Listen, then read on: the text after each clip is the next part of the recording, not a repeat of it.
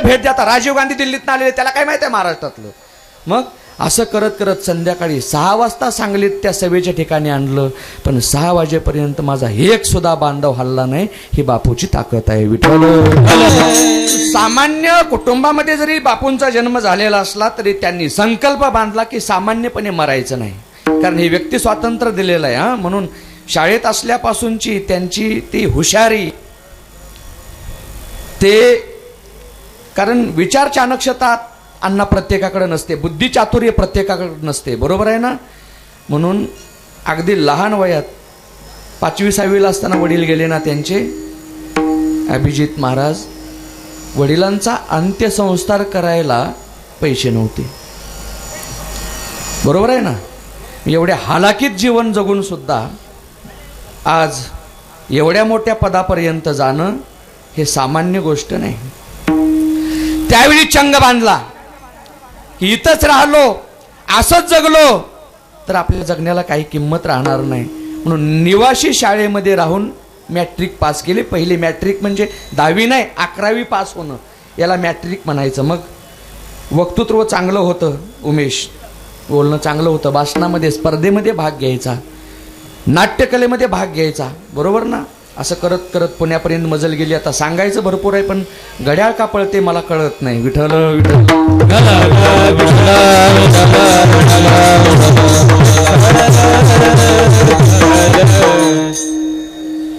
मग ते माथाडी कामगार असायचे पूर्वीचे, बरं का रमेश महाराज.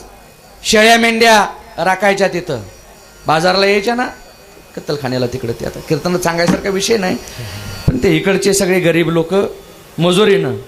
आणि त्यात गावगुंड असायचे बापू, आणि गावगुंड काय करायचे, एखादी दुसरी शेळी एखादी दुसरी मेंढी चोरून न्यायचे. ते चोरून नेले का त्याचे पैसे त्या कामगाराकडनं वसूल केल्या जायचे. मग त्यावेळी ते गुंड असायचे, ते ऐकत नसायचे. त्यावेळी बापूंनी संघटना बांधली कामगार लोकांची, यांना इथं येऊ द्यायचं नाही, बरोबर आहे ना.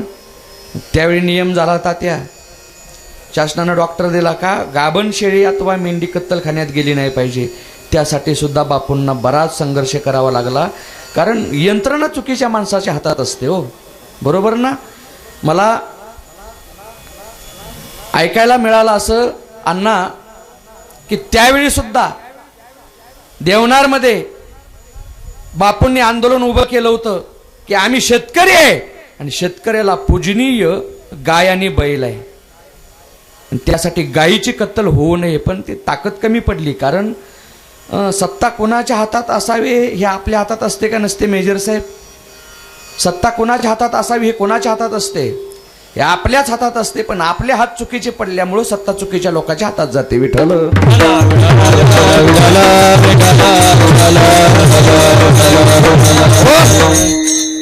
त्यावेळी त्यांचे प्रयत्न तेवढं यश आलं नाही, निष्फळ झालं.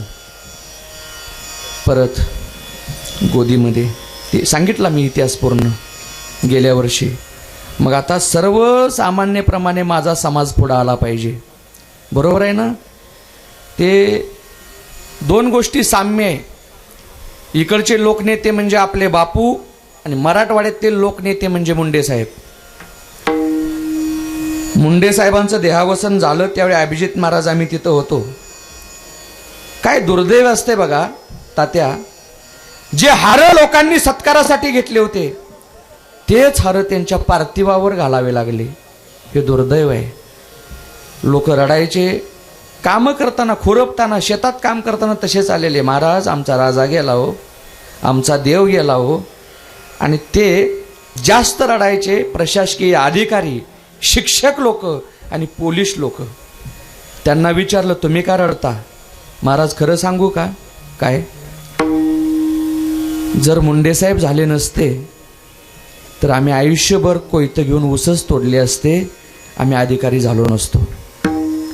तसं या भागात सगळीकडे विचारा, ही लोक म्हणतील आणि म्हणतात, जर बापू झाले नसते तर आम्ही मुंबईकर झालो नसतो, गोदी कामगार झालो नसतो, आम्ही 4-5 शेळ्यावळ तिकडंच दगडाधोंडात आमचं जीवन संपलं असतं.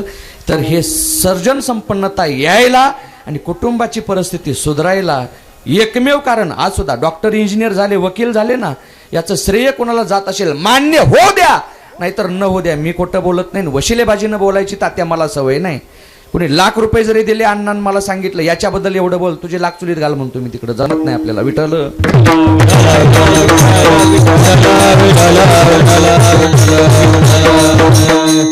कारण आपलं गेल्या वर्षी इथं कीर्तन झाल्यावर तात्या एका मोठ्या माणसाची मला ऑफर आली. सत्य परिस्थिती सांगतो, नाव सांगतो. कीर्तन झाल्यावर जसं तुम्ही बापूंबद्दल बोलला तसंच आमच्या बापाबद्दल बोला, पैसे किती घ्या. मी म्हणलं बापू हे सर्वसामान्यांचं ना आमचं दैवत आहे, तुझा बाप हरामखोर आहे, आम्हाला जमणार नाही, दुसरा बुवा बघ. विठ्ठल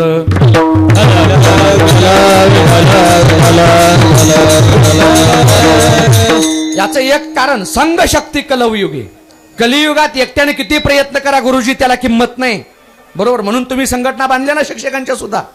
कलियुगात एकट्याला नाही, मॉबला किंमत आहे. तुमचं संख्याबळ किती आहे, तुमच्या सोबत लोक किती आहे. बापूंनी आरक्षणासाठी झगडले 25 वर्ष, बरोबर ना. माझं चुकलं तर सांगत जाण ना. 25 वर्ष झगडले, पण निभाव लागत नव्हता, टिकाव लागत नव्हता. आता काहीतरी केलं पाहिजे, आपण संघटना केली पाहिजे, संघटना बांधली पाहिजे. म्हणून 90 साल का 89 मेळावा झालेला सांगलीला. 89 साली त्यांनी चंग बांधला की भारताच्या पंतप्रधानाला इथं आणायचं, त्यांच्या गळ्यावर आपलं घोंगडं द्यायचं आणि गळ्यात ढोल अडकावायचा आणि तिथं त्यांच्याकडनं आश्वासन रूपी वचन घ्यायचं की आरक्षण देतो म्हणून. बरोबर आहे. मला वाटतंय न भूतो न भविष्यती. अगोदर तेवढा मेळावा झाला नाही आणि पुढे भविष्यात तेवढा मेळावा होणार नाही. हा, तेवढ्या गर्दीचा मेळावा झाला ज्यावेळी आपल्या देशाचे पंतप्रधान मोदी साहेबाची सभा होती त्यावेळी. पण त्यावेळी सोबतता भरपूर होती. पण 89चा काळ विचार करा. बापूने आवाहन केलं फिरून दिवस आणि रात्र. काही मोबाईल नव्हते आणि पत्रिका नव्हत्या. स्वतः ग्राउंडवर फिरून खटाटोप करून अमक्या अमक्या तारखेला मेळावा आहे, तुम्ही हजर राहा सांगलीला स्टेडियमवर, बरोबर ना. अमक्या अमक्या तारखेला मेळावा आहे, हजर राहा. तर पंतप्रधानाची यायची वेळ होती रमेश महाराज दुपारी 12 वाजता. पण त्यातही राजकीय षडयंत्र झालं. त्यांचं हेलिकॉप्टर सांगलीला न येता कोल्हापूरला उतरलं. खरं आहे ना अण्णा. कारण बऱ्याच त्यावेळी प्रस्थापितांचं असं म्हणणं होतं की हा मेळावा सक्सेस झाला नाही पाहिजे. पंतप्रधान पोचवायचं आहे ना, पोचवावं लागणारच आहे, पण वेळ दुपारची 12ची आहे. संध्याकाळी 10 वाजता पोचवू म्हणजे लोक निघून जातील. दुपारी 12 पासून लोक बसलेली, 2:30-3 वाजले, लोकांना भूक लागलेली. अख्खे सांगलीमध्ये पॅक झालेली गल्ली बोळ सगळी, फिरायला जागा नाही. आता भूक लागली, काहीतरी करावं. मग कोण्यातरी हॉटेलमध्ये जायचं, काहीतरी खायचं. अख्ख्या सांगलीतल्या हॉटेलमधलं माल मटेरियल संपलं, त्यांनी दारं लावून घेतली. बापूंनी आवाहन केलं 3 वाजता, पंतप्रधान येणार म्हणजे येणार, कुणी हलायचं नाही. त्या बापूंच्या एका शब्दावर एवढा लाखोंचा समाज जमलेला अजिबात शेवटपर्यंत हल्ला नाही. संध्याकाळी 6 वाजता म्हणजे थांबवत आणलं. हातकणंगले आले, थांबवा. इचलकरंजी आली, थांबवा. जयसिंगपूर आलं, थांबवत इथं भेट द्या, तिथं भेट द्या, तिथं भेट द्या. आता राजीव गांधी दिल्लीत आलेले, त्याला काय माहिती आहे महाराष्ट्रातलं. मग असं करत करत संध्याकाळी 6 वाजता सांगलीत त्या सभेच्या ठिकाणी आणलं. पण 6 वाजेपर्यंत माझा एक सुद्धा बांधव हल्ला नाही. ही बापूची ताकद आहे. विठ्ठल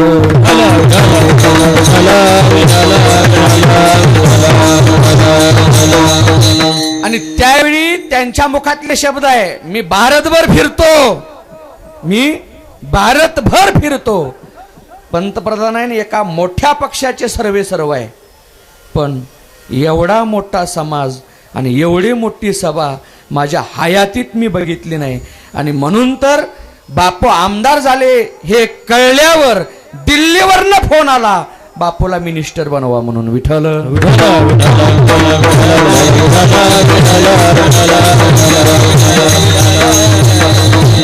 एसटी आरक्षण पाहिजे, एसटी आरक्षण पाहिजे, एसटी आरक्षण पाहिजे, एसटी आरक्षण पाहिजे. नाही, मग NTC मिळालं. जेवढं मिळतंय तेवढं पदरात पाडून घ्या, ही त्यावेळची बापूंची चाणाक्षता आहे, बरोबर ना. त्यावेळी ते डावलास तर तेही राहिलं नसतं. म्हणून आता बोलणारे काय फुकटच्या तोंडाने काही बोलतात. विठ्ठल विठ्ठल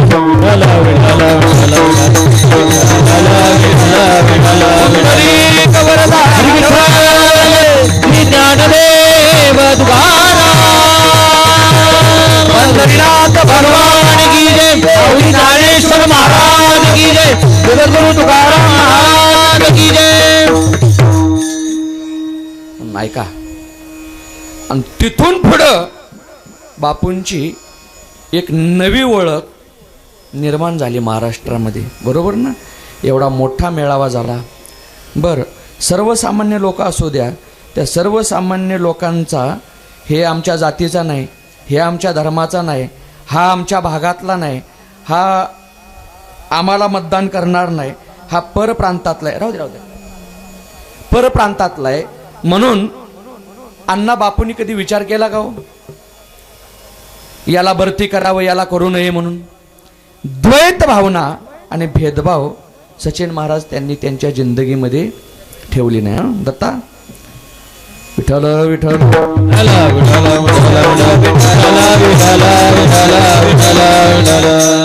आले, आता सगळे आले. हा, अर्धा तास माझ्याकडे लक्ष द्या, नंतर आम्ही तुमच्याकडे देऊ. बरं का दत्ता? ऐका, कारण मोठा तोच असतो जो भेदभाव पाहत नाही. आणि काय काय मोठे असतात भेदभाव पाहिल्याशिवाय कार्य करत नाही. म्हणून या भागातले कोणीही जाऊ दे, एखादा गोदी कामगार आला का त्यानं गावातली 4-5 तरणे बाण चांगली पोरं घेऊन जायचं. बरोबर आहे ना? कार्ड काढलं का ते मग गोदी असू दे नाही तुमचं पोर्ट ट्रस्ट असू दे, त्यामध्ये बापूंनी त्यांना भरती करून घ्यायचं.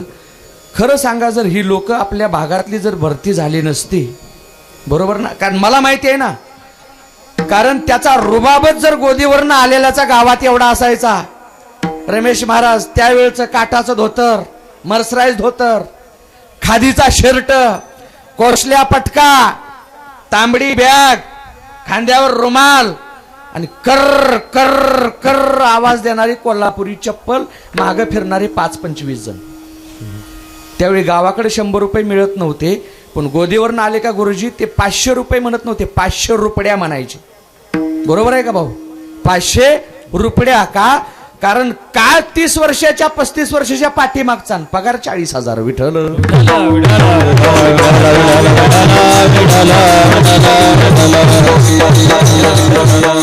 म्हणून बापू ती सुद्धा श्रीमंती ज्यांनी पचवली ते अजून चांगले आहे, आणि ज्यांना ते पचवता आलं नाही, बरोबर ना, ते एवढे गोदी करून एवढे पैसे कमवून आज बेकार आहे का? मी सांगितलं, श्रीमंती पचवायला सुद्धा पुरुषार्थ लागतो, घालवायला काय लागत नाही. म्हणून बापूंनी त्या बाबतीत भेदभाव कधी केला नाही.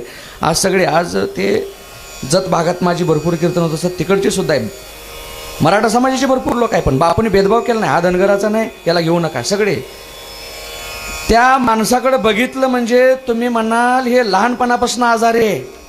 पोर्ट ट्रस्टमध्ये होतं ते, मी मुलाखत घेतली तिथल्या लोकांची, आज जागेवर बसून आहे आणि 78,000 रुपये महिन्याला पेन्शन आहे. किती? 78,000. मी म्हणलं तुम्हाला काम झालं का गोदीत? मी काम कधी केलं नाही महाराज म्हणला.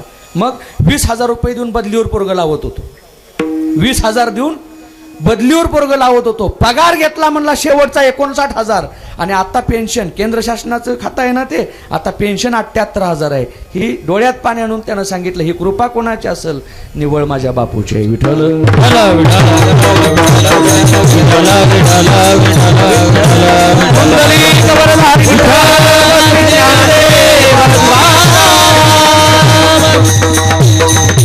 म्हणून ही मोठी माणसं सामान्यपणे मोठे नसतात. आता 24वे पुण्यतिथी आहे, पुढच्या वर्षी अण्णा 25वी येणार आहे, म्हणजे रौप्य महोत्सवी वर्ष आहे. आणि पुढच्या वर्षीचं नियोजन आपण 2 महिने अगोदर करू. हां, लोकनेते स्वर्गीय शिवाजी बापू शेंडगे यांचे पुण्यतिथीचे रौप्य महोत्सवी वर्ष म्हणून ऐकना सांगतो घडलेली. मी एकदा सांगितली होती, पण मला फोनवर 2-3 सांगितलं महाराज ते अजून सांगा म्हणून.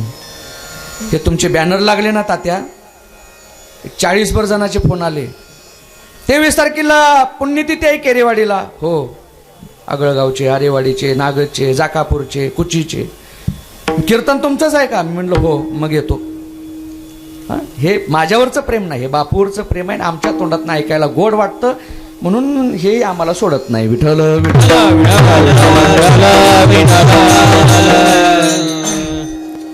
दुष्काळात मोठ्याला जगता येते, पण सर्वसामान्याचं जगणं कठीण होत असते अण्णा. कारण दुष्काळ, अग्नी, वारा आणि पाणी याला गरीब श्रीमंत दिसत नाही. नदीला महापूर आला ना नदीला महापूर आल्यावर त्या पाण्याला समजत नाही, अरे मोठ्याचं गेलं वाहून तर एका महिन्यात दुसरं बांधील.